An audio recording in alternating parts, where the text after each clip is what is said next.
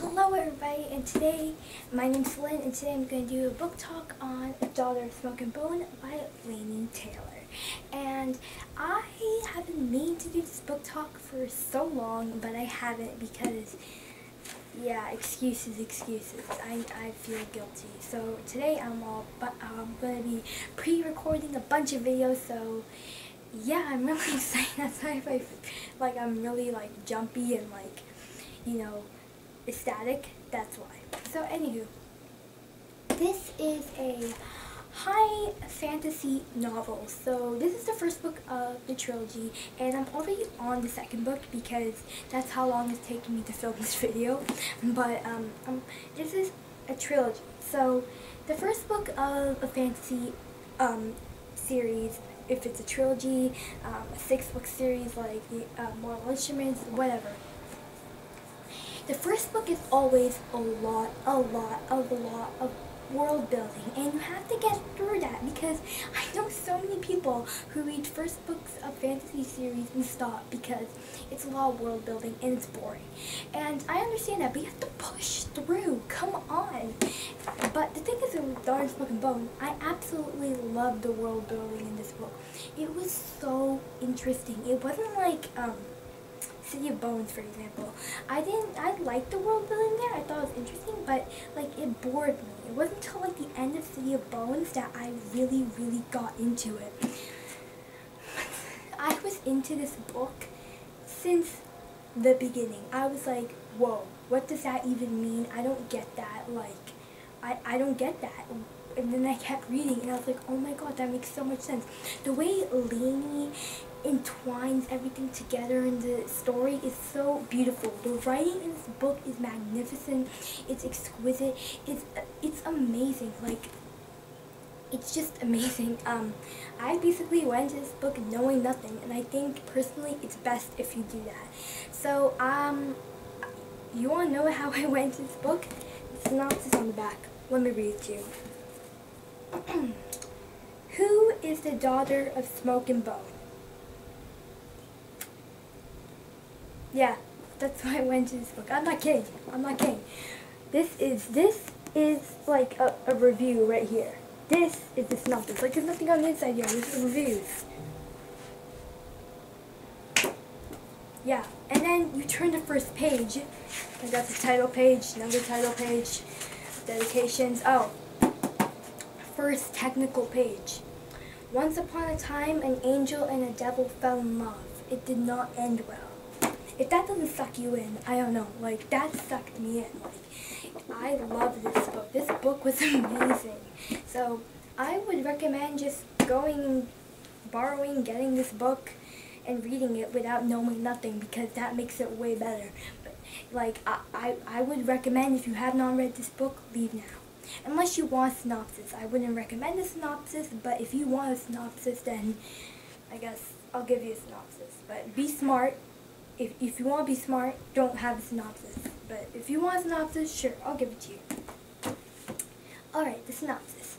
So, we follow our main character, Karu, and she is an odd female character.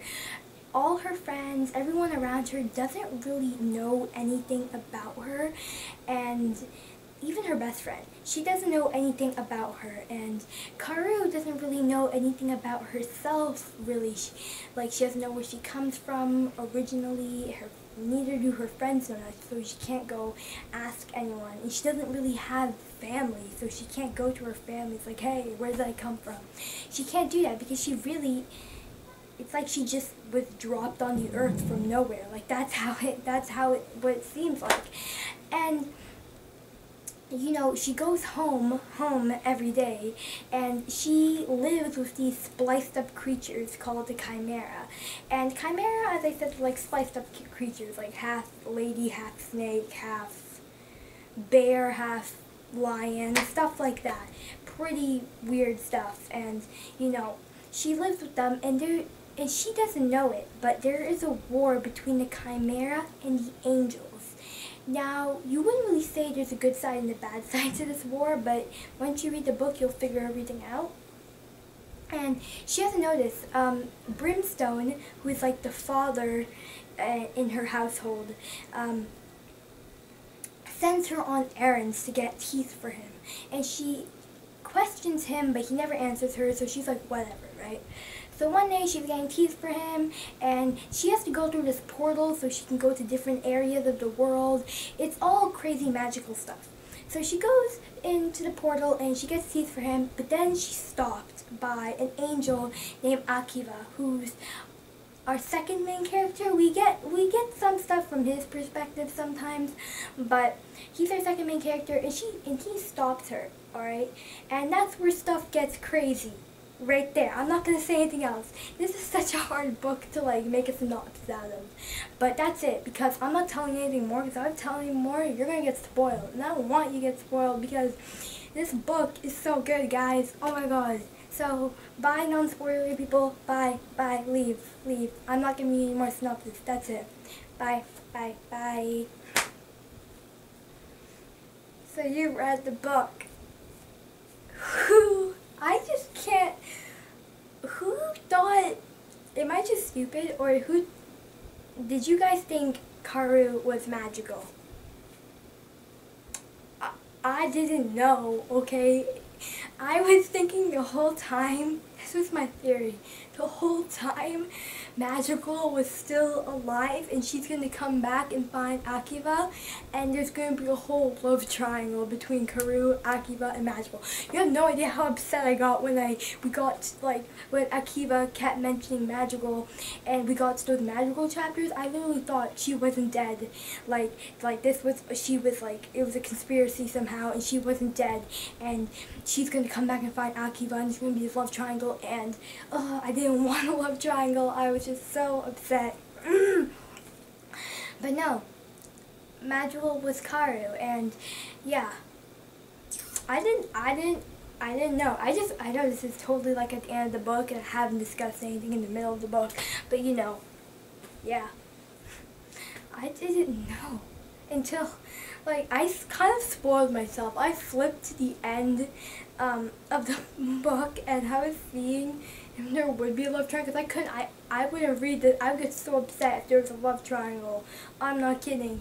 So I flipped, and I was like, oh, oops, I just spoiled myself. But while I was reading the Magical chapters, I was like, when can we hear from Karu? When? I found Magical's life, I know they're the same person, but so boring personally. I don't really care. The whole execution thing, I honestly don't care. Karu's life was way more exciting, to be honest. Yeah. Personally, I didn't like Magical. I was flipping through the pages, when can you hear from Karu? I can't take Magical anymore. I was I don't like Magical. No. I know she's the same person as Karu, but not really. But yeah.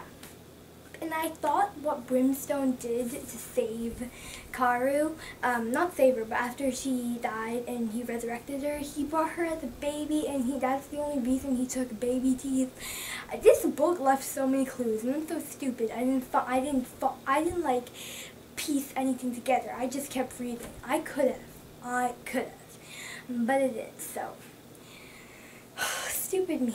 But yeah, I think that was so sweet, and he raised her as a baby, and that's why she has the hamsas, or don't know how to pronounce that, but yeah. And then I found Brimstone was dead. I honestly don't care if Brimstone was dead. I don't think, I guess he really is dead. Yeah. I don't know. Man, I don't know.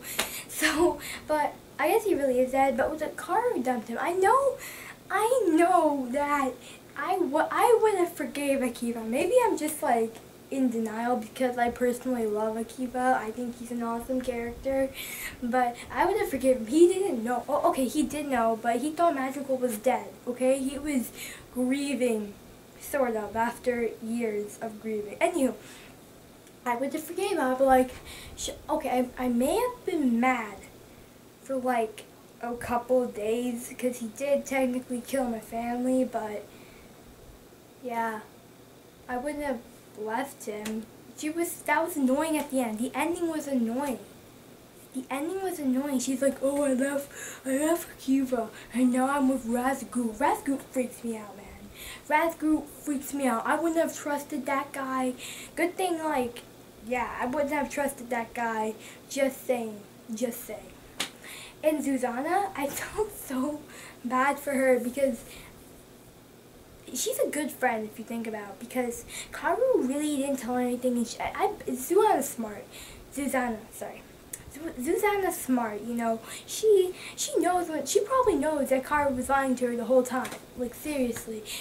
Even though Karu does have some tricks up her sleeve, Karu knows that, Susanna knows that she's probably lying to her. Like, come on. Anyone with a brain knows. Okay, and that guy, what's his name?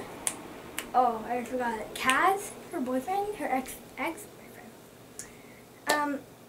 I feel like he's gonna be some major part in the next 2 books. I've already started the book, the second book, but I'm just assuming I know nothing because really at this point I know nothing about the second book. But I feel like, I don't know, he's just so weird, not weird, but I feel like suspicious when we read about him, and it's just, I feel like he might be something major in the 3rd book. That's what I'm thinking. He might do something, he might get changed into something, I don't know. But I just feel like he's gonna be something big in 3rd book, personally. Because anytime there's a character like that, that character always does something. Mike, that guy, no, Kaz. I'm putting my money on Kaz. Kaz is going to do something, and Kaz, yeah. But my overall thoughts on this book are that it was amazing. I love this book. This book was amazing. Personally, I love this book. I cannot stress. It was amazing. I really did not think it was going to be this good. But me going into this book knowing absolutely nothing, like, come on, I did not watch any book talks on this before, like the little synopsis part of the book talk. I didn't watch those. I just read Who is Daughter of Smoke and Bone.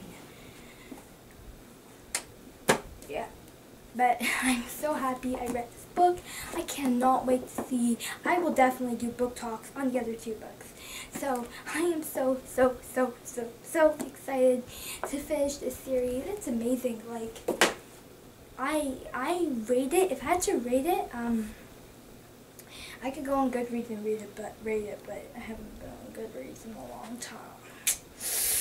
But if I had to rate it, like, out of 5 stars, 4 stars definitely. Oh, that's 8 stars. 4 stars definitely. It was amazing. I cannot get over how good it was.